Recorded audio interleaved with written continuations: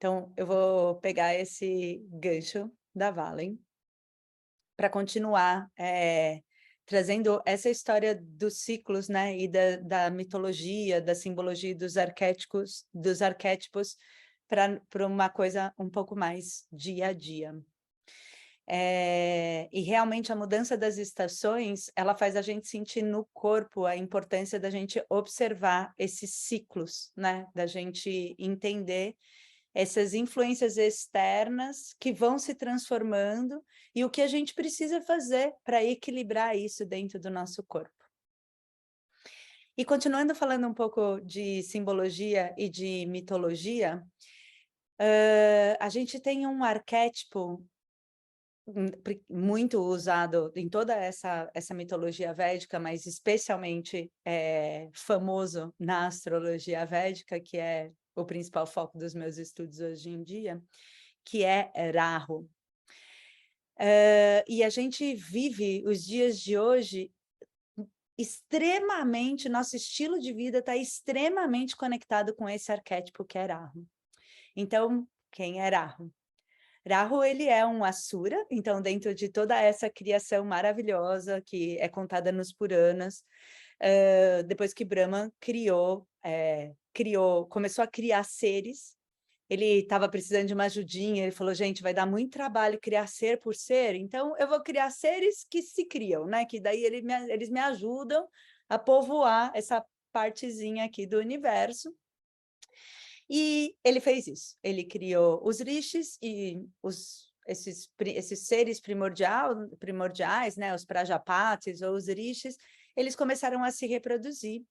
Só que daí eles começaram a ter filhos, e os filhos eles começaram a ter características muito distintas um dos outros, né?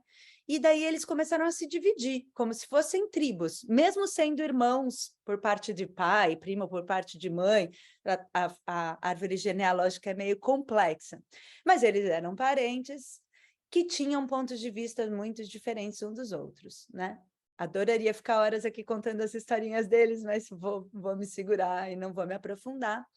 Mas a gente tinha os devas, que eram seres que acreditavam que o caminho da evolução era interno, era de conexão com a consciência, e os asuras, que acreditavam que o caminho da evolução era externo, era conquistando a matéria. Então, os asuras, eles eram materialistas. Irahu é um asura que teve a infelicidade de ter o seu corpo, a sua cabeça cortada, de novo, como a Valentina disse, tem sempre alguém que corta a cabeça. E Rahu, ele teve a sua cabeça cortada por Vishnu, num episódio onde ele tinha acabado de tomar o néctar da imortalidade, e daí Vishnu cortou a cabeça dele. Então ele teve a sua cabeça separada do seu corpo, mas ele não morreu, né? Ele segue vivo com uma cabeça desconectada de um corpo. E a gente é isso grande parte dos nossos dias hoje em dia, porque a gente basicamente passa o dia inteiro como uma cabeça desconectada do nosso corpo na frente de uma tela luminosa, que também está muito conectado com Rahu, porque Rahu, um dos papéis dele na manifestação é causar ilusões, né? Por exemplo, ele faz o sol desaparecer ou a lua desaparecer na hora dos eclipses, ele é o causador dos eclipses, então a gente acha que alguma coisa horrível está acontecendo com a lua, e na verdade é só Rahu que está. Hoje em dia a gente já sabe que é uma sombra e que não é uma coisa horrível, mas é Rahu que causa essa ilusão. E várias outras ilusões na nossa vida. E é isso que as nossas telas são, né? Elas são ilusões digitais. De formas cada vez mais sinistras, que eu, com os meus quase 45 anos, começo a parar de conseguir entender onde é que isso vai parar, né? Como assim as pessoas estão pagando milhões em obras de artes virtuais que ninguém leva para casa para pendurar na parede? Já não consigo mais muito entender como é que funciona essa maluquice. E é maluco porque vai ficando cada vez mais maluco, tá, gente? Só para alinhar as expectativas, a gente aqui gosta dessas conversas. Mas a Valentina falou de Maya, né? E Maya é um conceito, é um dos estudos mais complexos da existência humana, mas que fala basicamente, né, de uma forma simplista, de que a gente vive essa ilusão. Maya significa isso, ilusão. Porque todos nós somos consciência, né? Esses mitos da criação, eles tentam fazer a gente retornar para essa consciência de que somos consciência. Todos somos parte da mesma coisa, a gente é tudo a mesma coisa, parte do todo, e a gente vive essa ilusão de desconexão, né? A ilusão de que eu sou eu e vocês são vocês. E eu não consigo reconhecer mais, quando eu olho a minha volta, eu não consigo reconhecer mais que é tudo consciência. Eu olho para a Valentina e eu não vejo Brahma, eu não vejo a consciência. Por mais consciente que eu sei que ela não é isso que eu enxergo na hora que eu olho para ela. Eu tenho a ilusão de que eu estou vendo outra pessoa. E a ciência está chegando cada vez mais próximo disso. Ontem eu assisti um documentário incrível do Nassim Haramein, que é, assim, se vocês encontrarem coisa dele pela frente, agarra e vai atrás. Ele é um físico, um gênio absoluto, se eu não me engano, prêmio Nobel, e ele explicou Maia de um ponto de vista físico. É muito incrível, porque ele fala que o universo ele é basicamente espaço vazio e informação.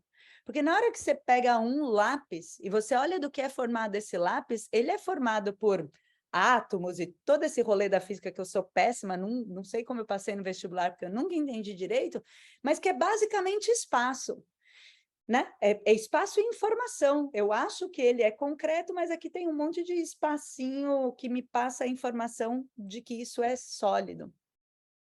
E o Nassim Haramein, ele fala uma coisa muito incrível, que se a gente pegar a matéria mesmo, se a gente conseguisse tirar todo o espaço entre o átomo, o elétron, o nêutron, a gente eliminasse o espaço entre as informações, a matéria densa do universo inteiro caberia dentro de 1 centímetro cúbico. Se a gente tirar espaço vazio, tudo que a gente conhece como manifesto caberia dentro de 1 centímetro cúbico. Aí, como se não fosse suficiente, a gente já está tão enganado dentro de toda essa informação, né? Dentro de Maia, dessa ilusão, a gente começa a criar Maia dentro de Maia, porque agora eu vejo essas imagens no computador, estou vendo aqui todos vocês, alguns com câmera aberta, outros com câmera fechada, mas mais cedo eu vi o meu professor, eu vi o doutor Svoboda falando, e eu vou acabar aqui a aula e vou encontrar com alguém na rua e vou falar, eu acabei de ver a Valen, eu vi a Valen hoje. E é muito triste, porque eu queria mesmo tomar café e dar um abraço em vocês, mas é isso, né? É uma ilusão dentro da ilusão, e é muito rahuviano tudo isso, é muito conectado dentro desse arquétipo de Rahu.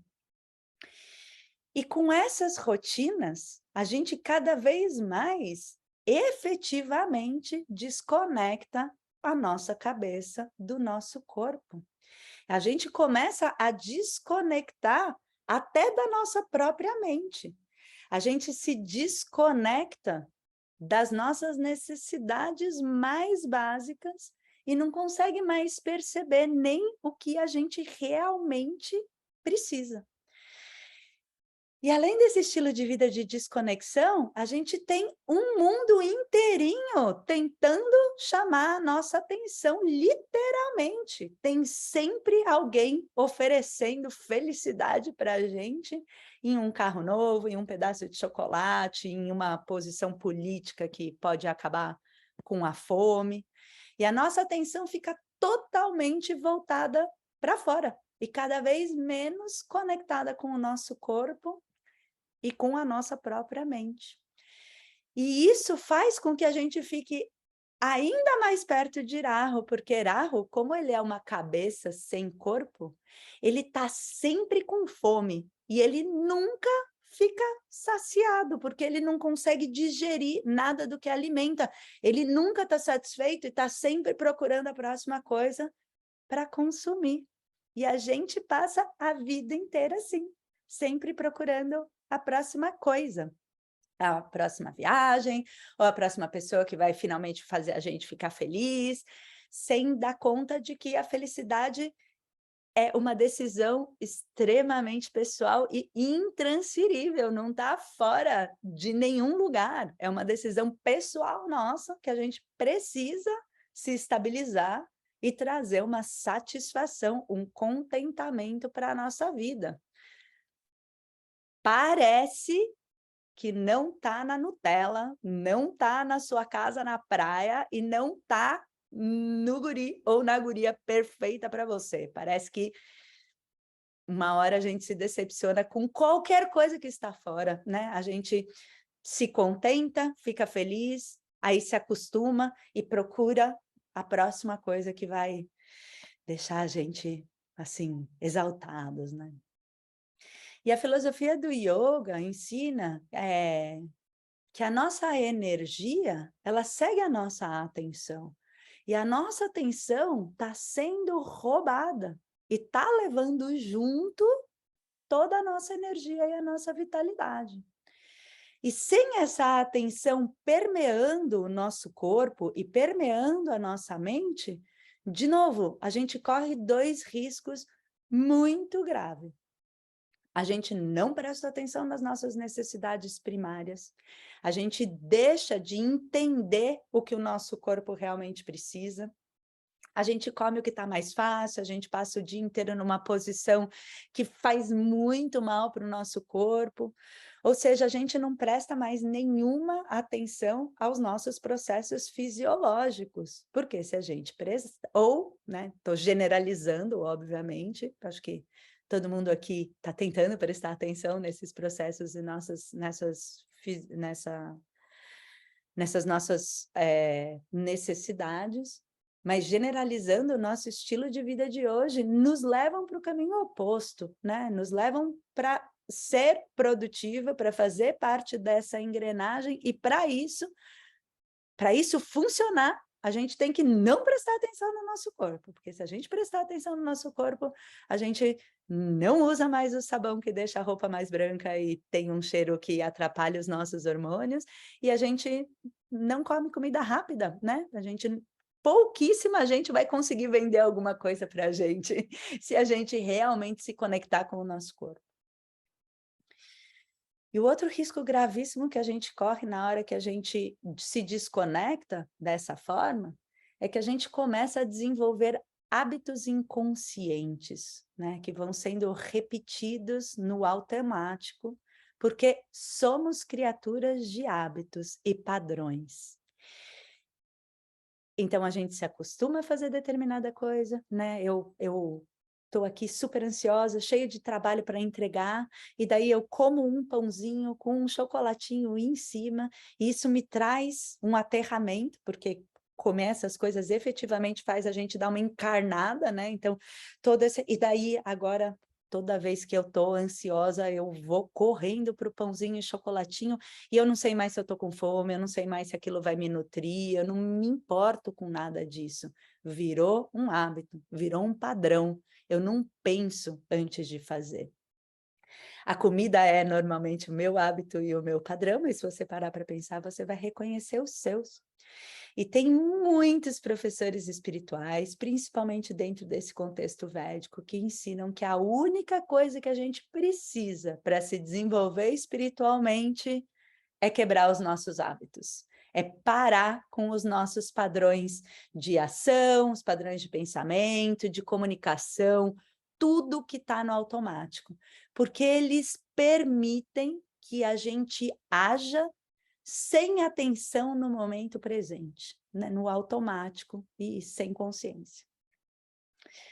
E daí talvez você possa pensar, mas todos os hábitos, né? Não tem hábitos que são favoráveis, que a gente deve manter todos os dias? Até tem, mas ainda assim a gente precisa ser capaz de se perguntar o momento, todo momento, se a gente deve mesmo estar fazendo aquilo, porque senão a gente age sem consciência. Então, o tempo todo, a gente precisa se perguntar se escovar o dente é um hábito válido. Porque talvez você precise de uma pasta com mais flúor ou menos flúor, talvez você queira uma escova de dente que cause menos impacto, talvez você mude o seu fio dental. Se está no automático, você não faz essas perguntas. Eu sempre penso nisso em relação aos cabelos, por exemplo, né? Eu sou meio viciada em produtos naturais e uma grande dificuldade das pessoas em fazer transição para produtos naturais é os cabelos, né? Aparentemente ninguém aguenta ficar com o cabelo ruim. 15 minutos com cara de oleoso, meio grudado, é muito difícil para o ser humano. E uma das coisas que eu me dei conta de que eu fiz a vida inteira é, eu lavava o cabelo todos os dias. Aí depois eu comecei a usar produto natural, daí eu lavava o cabelo segunda, quarta e sexta. Aí depois eu comecei a fazer oleação no cabelo. Então eu passava óleo todos os dias de manhã no cabelo. Isso, nenhum desses hábitos é saudável, porque tem dias que você entrou no mar e seu cabelo precisa de mais óleo, tem dias que você teve uma alimentação que deixou seu cabelo extremamente oleoso. Você precisa acordar, olhar para o seu cabelo, trocar uma ideiazinha e ver o que ele precisa.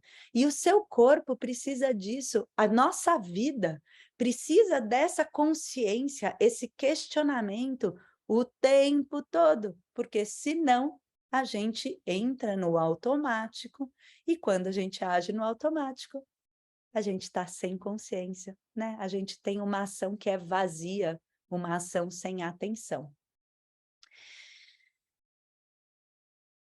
Mas depois de toda essa previsão do apocalipse, o que é que a gente faz, né? Porque a vida, esse estilo de vida, a nossa vida moderna que a gente se meteu, não vai embora, né? A gente está aqui e a gente vai continuar por aqui e não vai mudar de uma hora para outra. E a gente precisa entender como manter uma vida equilibrada dentro desse contexto.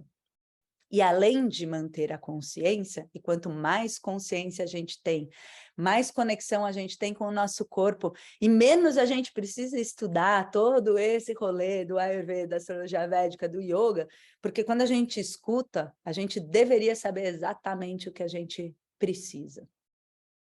Mas a gente não está acostumado, né? Eu vou escutar o meu corpo falando que eu preciso de acelga. Quem é que quer comer acelga no sábado, né? Eu quero pão. Então, eu quero, né? Eu não estou escutando o que eu preciso. Então, é bom a gente saber do Ayurveda, é bom a gente ter o yoga e a astrologia védica, e o Vastu Shastra e a medicina tradicional chinesa, qualquer coisa que ajude a gente no caminho de volta para essa conexão. E o meu caminho escolhido, por enquanto, é o Ayurveda. E o Ayurveda ensina que a gente precisa entender essas influências, né, do nosso estilo de vida, principalmente do nosso estilo de vida, porque a gente passa a não questionar mais, né? É óbvio que eu vou pegar o carro para ir, sei lá, no mercado. Nem tem outra opção. Como eu vou fazer para chegar no mercado? Todo mundo anda de carro, eu tenho a sorte de ter um carro, eu vou pensar por causa disso? Então, o Ayurveda ensina a gente que a gente precisa entender essas influências e escolher as nossas ações, que se transformaram em hábitos, para conseguir manter o equilíbrio e a gente levar uma vida razoavelmente equilibrada dentro dessa vida louca que a gente leva. E daí o Ayurveda sistematiza para a gente tanto as influências quanto as ações remediais, né? Quanto as ações que podem ajudar a gente a equilibrar essas influências. E tem algumas influências, algumas características que são muito visíveis no nosso dia de hoje, que são essas que eu estou falando, né? A primeira é a velocidade das coisas, principalmente nas grandes cidades, né? Eu sempre fico impressionada porque eu morei em São Paulo a minha vida inteira, nasci em São Paulo e morei lá a vida inteira, e há 6, 7 anos atrás eu me mudei para Florianópolis, e normalmente eu vou para São Paulo para visitar a minha família só, né? Para ver as pessoas, raramente eu vou para lá a trabalho.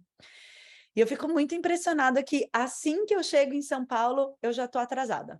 Mesmo sem ter nada para fazer, mesmo que a única coisa que eu tenho para fazer é tomar café de tarde com a minha avó, eu já estou atrasada e eu já vou pegar trânsito e eu preciso sair 15 minutos antes do quê, minha gente? A velocidade é tanta que é impossível a gente se manter nesse ritmo. E o nosso corpo percebe isso, né? Nessa sensação, estamos atrasados. Então, velocidade é uma característica da nossa vida cotidiana, né? A velocidade de informação, a velocidade dos nossos pensamentos, porque a gente tem muita coisa para fazer, a gente tem muita coisa para entregar, tem muitos papéis a serem cumpridos. Tudo ilusão, viu, gente? Mas estou super apegada às minhas. Não largo delas por nada, continuo entregando, continuo trabalhando, continuo a mil, não saio disso, mas estamos tentando. Além dessa velocidade, ou até muito por causa dessa velocidade, a gente tem um tipo de caos, né? Um tipo de inconsistência. A gente tem que se movimentar muito rápido em várias direções diferentes, porque a gente tem que trabalhar, a gente tem que cozinhar, a gente tem que cuidar da casa e a gente precisa se divertir e meditar e estudar. Então, são muitas informações e é inconsistente, né?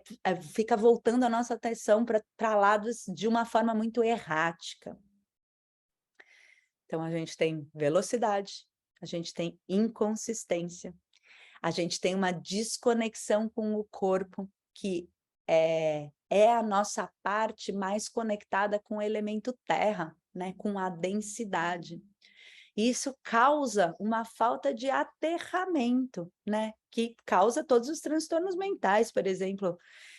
Tem um fato, talvez tenha psicólogos e psiquiatras aqui com a gente hoje que poderia falar muito melhor do que eu sobre isso, mas uma informação que sempre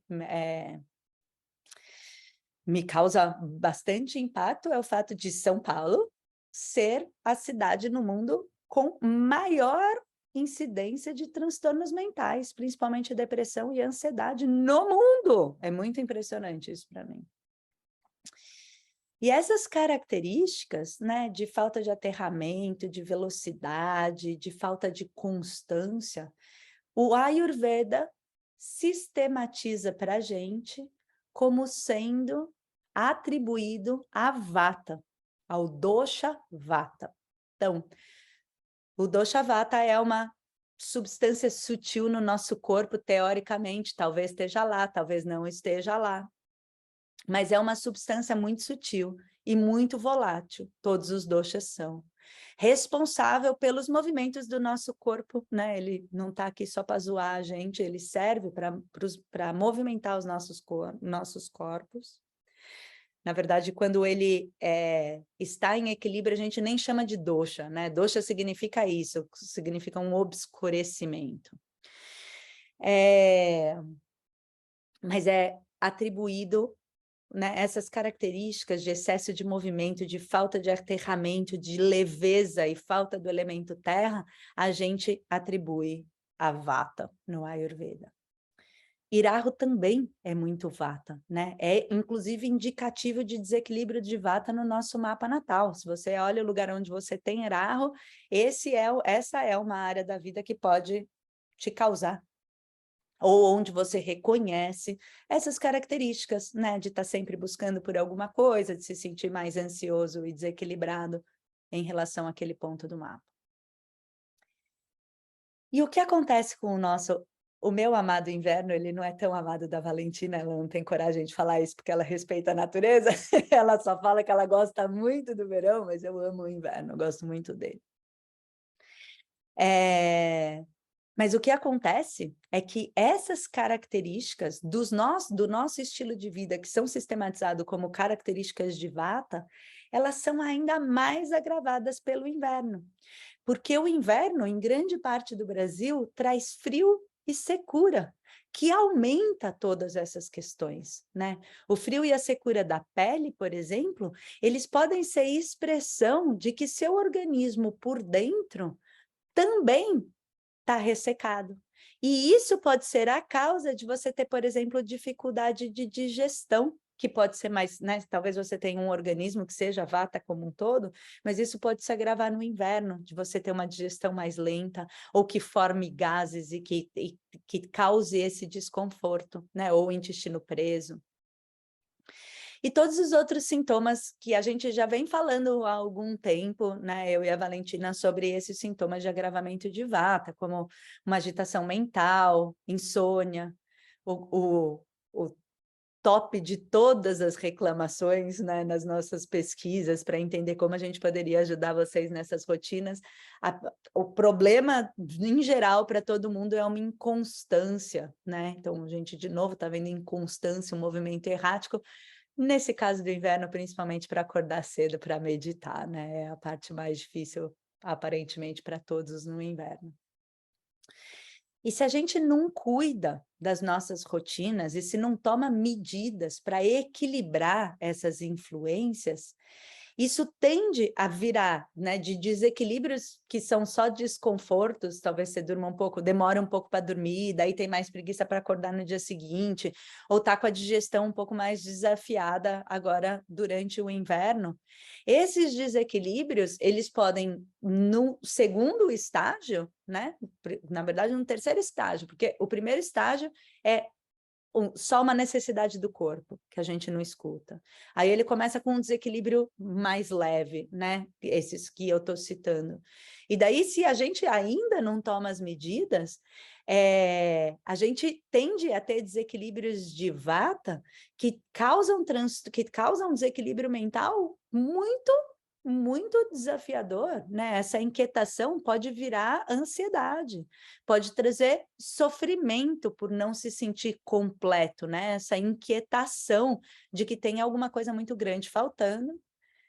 E a primeira coisa que está faltando é rotina, né? É o elemento terra, é se aterrar. E um dos maiores livros clássicos do Ayurveda, que eu não li, mas os meus professores me ensinam, porque os livros clássicos são muito difíceis para mim, mas é o Ashtanga Hridayam, fala que para a gente manter vata sob controle, a gente precisa principalmente de Sneha, Swedana, Samshodana e Mridu. Lindo, né? Fiquei ensaiando o sânscrito, mas vou contar para vocês o que é cada um deles. Sneha é oleação. E eu estava preparando essa nossa aula e eu estava estudando e eu ouvi o meu professor, o Robert Svoboda, uma frase muito, muito boa e muito verdadeira que é: o Ayurveda acredita nos olhos. Isso é muito verdadeiro. Se tem uma coisa que o Ayurveda acredita é em oleação. É muito importante para o Ayurveda. E para as pessoas que estão aqui, já estão inscritas no Spa de Inverno, sabem a importância da oleação no inverno, a gente tem falado sobre isso, né? A gente deve trazer a rotina de colocar óleo nos nossos corpos e nos nossos cabelos, e o Ayurveda ainda dá um passinho além, que manda a gente pingar óleo no nariz, óleo no olho, não vou nem recomendar para vocês não saírem do Zoom. Mas é muito importante, né? Porque o óleo tem qualidades opostas a toda essa maluquice que a gente está falando, da secura, do movimento. O óleo, ele é grosso, ele aterra a gente. Sneha quer dizer afeto também, quer dizer carinho, é a mesma palavra em sânscrito, né? E essa é uma forma também de você manter o seu corpo nutrido, é você abraçar, é você dormir abraçado com alguém, é você receber carinho e conseguir dar carinho. É muito importante para manter o vata sob controle, inclusive para as nossas articulações. Então, Sneha, oleação, é uma forma maravilhosa da gente manter o equilíbrio no inverno. A segunda coisa descrita nesse livro maravilhoso é Swedhana. E Swedhana significa suar. E o Ayurveda dá muita importância para isso, porque produzir um calorzinho no nosso corpo faz com que a nossa energia movimente e circule e ajuda muito na eliminação de toxinas. O Ayurveda, ele é mais light, né, do que a nossa vida, a nossa vida de hoje.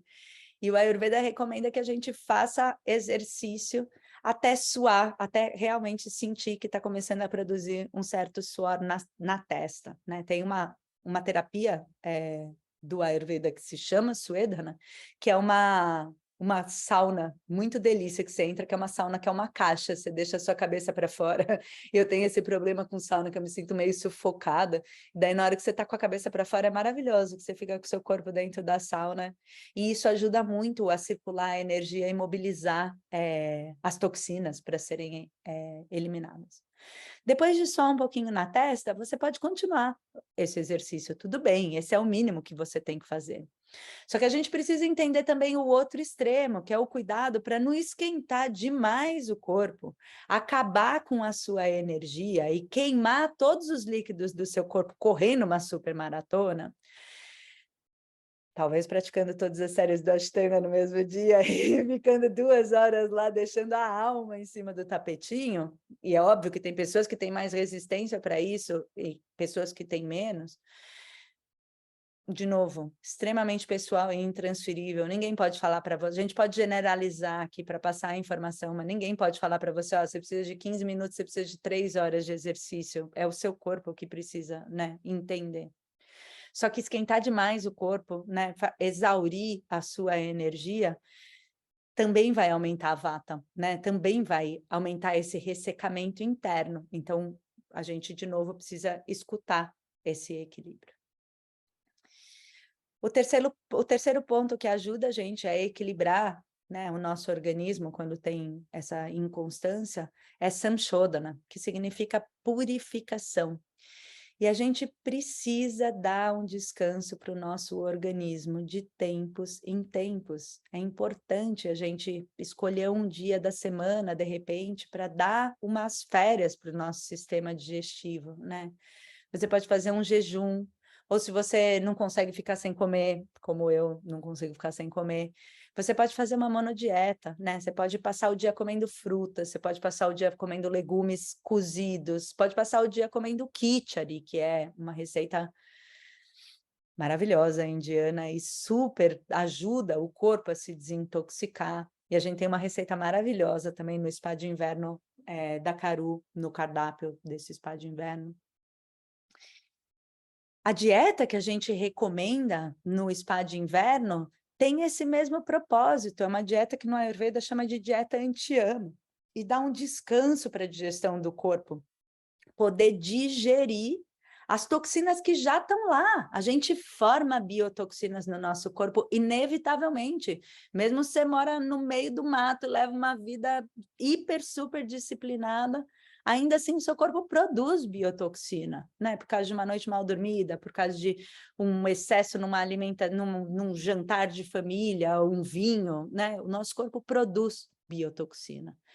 E a gente precisa prestar atenção nisso e fazer uma purificação, né? Restringir a nossa alimentação é a forma mais fácil de fazer isso. Ou por um período numa dieta anti-ama, ou em um dia de monodieta, o que for viável para você. E a última coisa que mantém vata sob controle é mridu. E mridu significa suave. E é muito importante a gente ser suave e amoroso com o nosso corpo, porque o mundo moderno é muito intenso, é tudo muito alto, é tudo muito dramático. A gente precisa oferecer para o nosso corpo uma suavidade, um pouco de conforto. E uma das formas que o Ayurveda recomenda que a gente traga conforto e suavidade para o nosso corpo é com uma rotina. Porque dessa forma, o corpo ele não precisa ficar se adaptando sem ter nenhuma noção do que vai acontecer com ele daqui a pouco, porque o corpo, ele, né, somos seres que precisamos de rotina.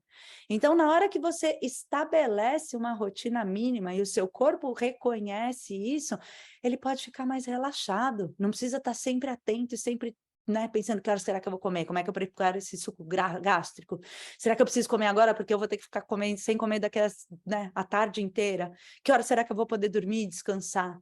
Na hora que o corpo relaxa, essa rotina traz esse relaxamento, e na hora que o corpo relaxa, a gente permite que a nossa energia flua de forma suave pelo nosso corpo. E o excesso de disciplina também não é mridu, né? Também não é suave. A nossa rotina disciplinada tem que trazer um certo relaxamento, tem que trazer um conforto para a nossa existência. É a isso que ela serve. Só que a gente tem que entender que não é o conforto de passar o dia jogado no sofá assistindo Netflix, né? É um conforto onde o seu corpo está realmente confortável, né? Então, o conforto, por exemplo, mínimo, de novo, cada corpo é um corpo. Talvez você, para o seu corpo manter a energia circulando, sem você entrar em autocombustão, né? Os arianos de plantão, talvez seja uma quantidade maior de exercício, mas no mínimo, essa prática maravilhosa que a gente fez no começo do nosso encontro, né? Isso é extremamente suave e confortável para o corpo, e os ayurvédicos são meio dessa turma, assim, né? Tipo, não precisa fazer malabarismo, minha gente, pega 20 minutos de manhãzinha, faz asanas para circular, faz um pranayama e faz a sua meditação com devoção. Precisar, no geral, essa é uma boa base. Todo mundo precisa disso. Você pode precisar correr maratona e você pode precisar fazer mais prática de asana. Eu preciso, né? Menos que uns e mais que outros, mas eu preciso de mais do que isso também. Então, é importante a gente ter essa rotina que traga uma suavidade, né? Pelo menos começar o nosso dia agradecendo por estar vivo, e respirando com calma e profundidade, né? Repetindo para você mesmo que não importa o que aconteça nesse dia louco que os nossos dias são, você vai voltar para a sua respiração calma e profunda e para o seu corpo seguir equilibrado. E todas essas rotinas vão ser extremamente importantes agora, até o final do inverno e provavelmente até o final do ano. E tem muitos indicativos astrológicos para isso, né? O primeiro indicativo são os jejuns, como sendo um ótimo remédio astrológico para todos os planetas, né? Jejum é sempre recomendado, em toda essa cultura védica, o jejum é recomendado com várias desculpinhas diferentes, mas especialmente para Saturno é um remédio maravilhoso. E no sábado que vem, no dia 30, a gente começa uma temporada de 16 sábados de jejum ou monodieta, ou qualquer tipo de restrição alimentar que seja possível para você aos sábados, né? Quem sabe você para de comer pão no sábado, ou chocolate, ou qualquer coisa que você faça todos os dias. E essa restrição, além de dar um alívio para o nosso próprio corpo, ajuda a gente a desenvolver disciplina. É um remédio maravilhoso. Então, se você quer uma desculpinha astrológica para começar a fazer jejum, tá aí. É jejum para Saturno. A partir da semana que vem, eu devo fazer uma live para falar mais sobre isso na semana que vem. A segunda coisa relevante astrológica agora desse inverno é um trânsito muito intenso que a gente vai ter no fim desse mês e no começo de agosto, que é uma conjunção justamente de Rahu, Marte e Urano, né? Marte é um planeta muito pita, muito fogo. Rahu e Urano são muito vata, e o fogo com o ar é o princípio de uma bomba que resseca o nosso corpo. Então, principalmente entre o dia 25, agora do final do mês, e mais ou menos dia 5 de agosto, é importante a gente estar com as nossas rotinas em dia, porque a gente pode ter mudanças meio radicais, né, no nosso estado de espírito, na nossa rotina e no mundo lá fora. E é importante que a gente equilibre, né, que a gente esteja bem treinado já para manter a rotina, porque na hora que está tudo bem é meio fácil acordar às 5 da manhã para meditar, né? Mas na hora que o bicho pega, é que a gente tem que contar com essa habilidade. E finalmente a gente vai ter uma temporada muito grande de planetas retrógrado, né? Eu também não vou explicar muito aqui sobre isso, mas esse ano a gente tem uma temporada muito mais longa de retrógrados do que normalmente a gente tem. E os planetas retrógrados, eles fazem a gente rever alguns dos nossos caminhos, algumas das nossas escolhas e comprometimentos. E, de novo, a gente precisa estar com o corpo e com a mente em equilíbrio para entender com certeza o que é que a gente precisa mudar e o que é que a gente precisa reafirmar na hora que o passado volta para a gente e a gente tem a oportunidade de olhar para ele, reafirmar ou realinhar as nossas rotas, né? E sem clareza, a gente tende a tomar caminhos mais equivocados e mais longos que podem distanciar a gente de uma vida com contentamento. Tá vendo? Eu falo pra caramba, daí agrava meu vato, eu acabo a aula e ainda tomo café, e daí eu acabo a aula, parece que eu tô tremendo, desencarnando. Acho que a gente está às ordens para ouvir algumas dúvidas de vocês, mas antes disso, então, se você quer uma ajuda com essas rotinas, eu e a Valentina, a gente fez um programa bem completo de rotinas para inverno, que é o nosso spa de inverno, com aulas gravadas, com um acesso ilimitado, tem meditação, tem sadhana devocional, tem práticas de relaxamento, receita de autocuidado, todo um cardápio para essa dieta anti-ama, e um conteúdo teórico para embasar essas nossas escolhas. E as inscrições estão abertas e o conteúdo fica disponível no Chandra, que é um portal online, que acho que a Valen pode mostrar para vocês, Valen. Você está com eles aí?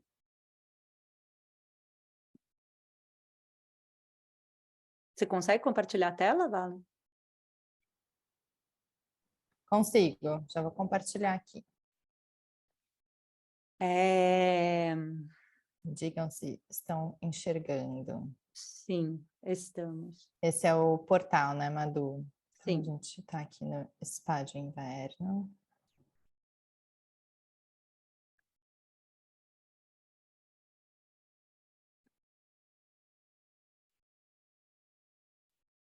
Então, todo o conteúdo fica organizado para vocês por tempo ilimitado aqui E tudo bem separadinho, né, Madu? Fácil de navegar. Então, a gente tem separado por módulos, né? Então, uma aula de abertura, onde eu e a Madu a gente faz uma breve introdução sobre os temas que vão ser abordados durante o programa. Depois a gente tem um módulo só com as apostilas.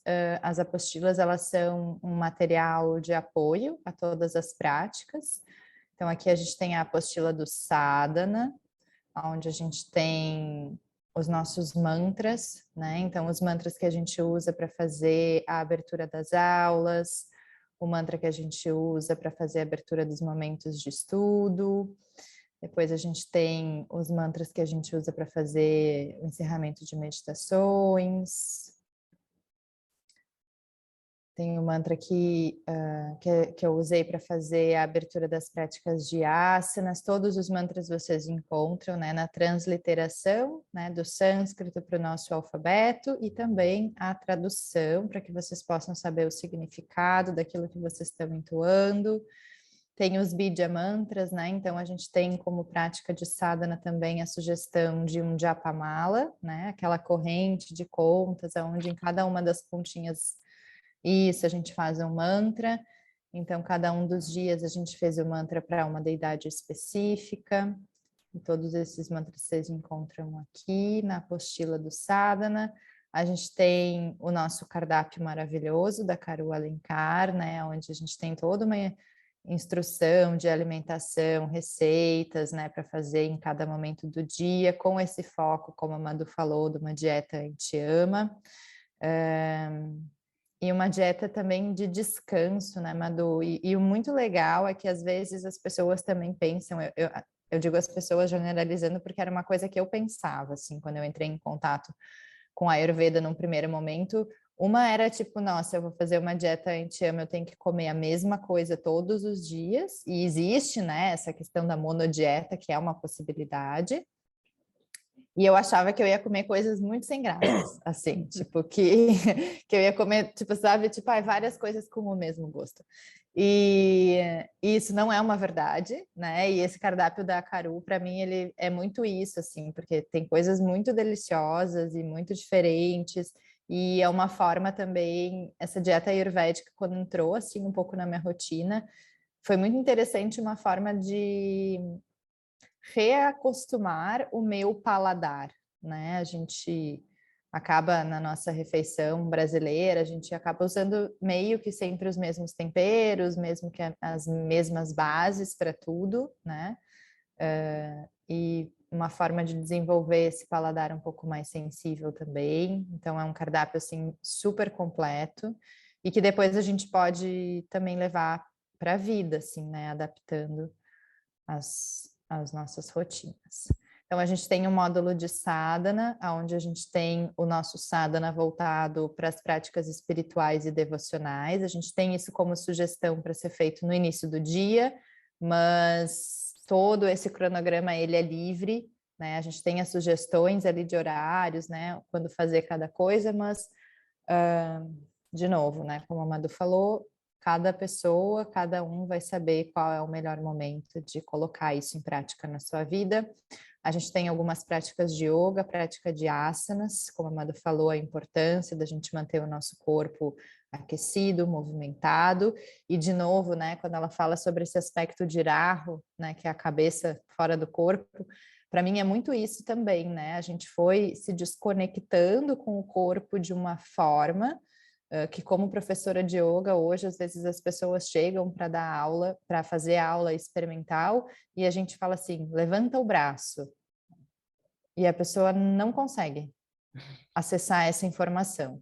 A gente é quase desesperador, assim, né? Mas vem muito desse lugar, da onde a gente vem perdendo de uma forma muito assustadora essa conexão com o nosso próprio corpo, né? Coisas simples, tipo, levanta o braço direito ou abre mais a perna e a gente demora até achar esse comando, né? Então, as nossas práticas de asanas, elas têm também esse objetivo, né? Como a Madu falou, aulas teóricas, como vocês podem ver, a gente gosta de falar, é o módulo que mais tem aulas. Que a gente não conseguia decupar o conteúdo, aí botamos tudo, né? Que são essa parte da teoria que dá suporte para todas essas práticas, práticas de relaxamento extremamente importantes no inverno, principalmente, né? Mas na nossa vida como um todo, uma parte de finalização e o material complementar, que é o curso de meditação da Ju e um aulão de Ayurveda da Madu, né? Que vocês também têm acesso. Como a Madu falou, todo esse material ele fica disponível por tempo ilimitado, né? Então, a gente tem a sugestão, né, de fazer isso assim em 4 ou 5 dias corridos, como se fosse uma semana, né? Um spa mesmo em casa, onde a gente fica uma semana fazendo todas essas práticas, justamente para esse lugar que a Madu falou, da gente organizar a nossa rotina, estabelecer hábitos e padrões que vão de encontro com as nossas intenções de bem-estar e equilíbrio, mas também depois vocês ficam com acesso a esse conteúdo para distribuir, né, da forma que acharem melhor. Acho que é isso, né? Acho que é isso. Agora a gente pode abrir para dúvidas. Alguém tem dúvidas sobre a prática, sobre o que a gente falou? Podem ficar à vontade, se tiverem, né? Senão a gente acaba por aqui. Ou sobre outra coisa também, né, Madu? Sim. Que às vezes também o pessoal tem Compartilhar os desafios de inverno, ou você ama o inverno ou o verão, também estamos aqui. É isso, gente. Ok. Então, acho que a gente pode agradecer a companhia de vocês nesse sábado de tarde. Valen, muito obrigada sempre pela parceria e pela aula maravilhosa. Eu estava precisando mexer sempre um prazer. Obrigada, gente. A gente segue conectada, né? A gente está às ordens de vocês, tá? Pelo Telegram, pelas mídias sociais. A gente segue conectadas. Sempre. Muito obrigada. Obrigada, gente. Madu. Obrigada, Valen. Bom sábado para todo mundo. Até já.